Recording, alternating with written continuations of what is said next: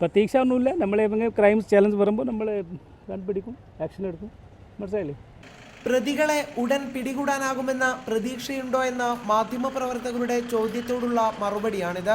ഉത്തരമേഖല ADGP Sudheesh കുമാറിന്റെ ഈ വാക്കുകളിൽ നിന്ന് തന്നെ പോലീസിന് സംഭവവുമായി ബന്ധപ്പെട്ട കാര്യമായ തെളിവുകളൊന്നും ഇതുവരെ ലഭിച്ചിട്ടില്ലെന്ന് വ്യക്തമാണ്.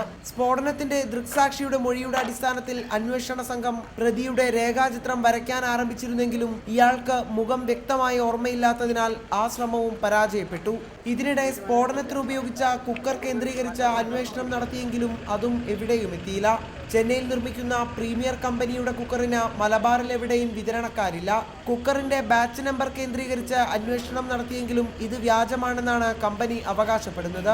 അതേസമയം സ്ഫോടനത്തിന് പ്രാദേശിക സഹായം ലഭിച്ചിട്ടുണ്ടാകാമെന്ന നിഗമനത്തിലേക്ക് അന്വേഷണ സംഘം എത്തി.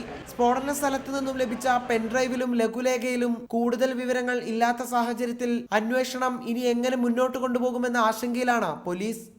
സ്ഫോടനം നടന്ന ഒരാഴ്ച പിന്നിടുമ്പോഴും പ്രതിയെക്കുറിച്ചോ ബേസ് മൂവ്മെന്റ് എന്ന സംഘടനയെക്കുറിച്ചോ യാതൊരു തുമ്പും അന്വേഷണ സംഘത്തിന് ലഭിച്ചിട്ടില്ല. സ്ഫോടനം നടത്തിയവർ ഇത്രമേൽ ശക്തരും പോലീസ് അശക്തരുമോ എന്നാണ് ഇപ്പോൾ ഉയരുന്ന ചോദ്യം. മലപ്പുറത്ത് നിന്ന് നിഖിൽ പ്രമേഷ്, റിപ്പോർട്ടർ.